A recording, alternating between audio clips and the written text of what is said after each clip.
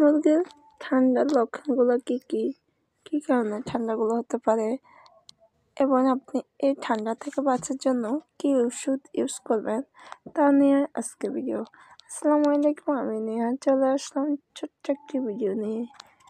যেহেতু আমরা অনেকে সকাল বয়সে দেশি মুরগি বলেন, পাম মুরগি বলেন, লেয়ার ওয়ান বলেন, বিভিন্ন কবুতর ইত্যাদি পাখি পালন করে থাকি, কিন্তু আমরা জানি না আমাদের মুরগির প্রথম অসুখ কী।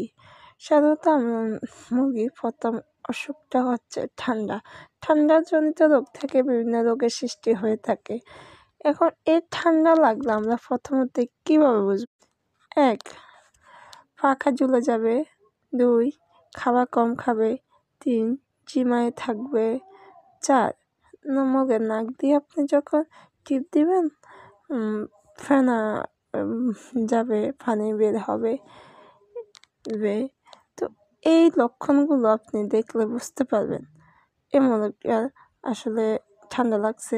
আরেকটি কাজ আপনি করতে পাখা তুলে মুরগিটাকে হাত দিয়ে ধরবে, দেখবেন গায়ে প্রচুর জ্বর আছে, তাহলে বুঝবেন সত্যি মুরগিটা ঠান্ডা লাগছে। এবং আপনি কী ওষুধ দেবেন এখন চিন্তা করতেছেন? ডক্সিএবেট যে ওষুধটা, এটা মুরগির ঠান্ডার জন্য অনেক উপকারী, যেটা আমি সাধারণত পার্সোনালভাবে প্রয়োগ করছি। আমি বুঝতে পারতেছি, দেখেন আমার মুরগিগুলো ঠান্ডা লাগছে, আলহামদুলিল্লাহ এখন একটু সুস্থ আছে।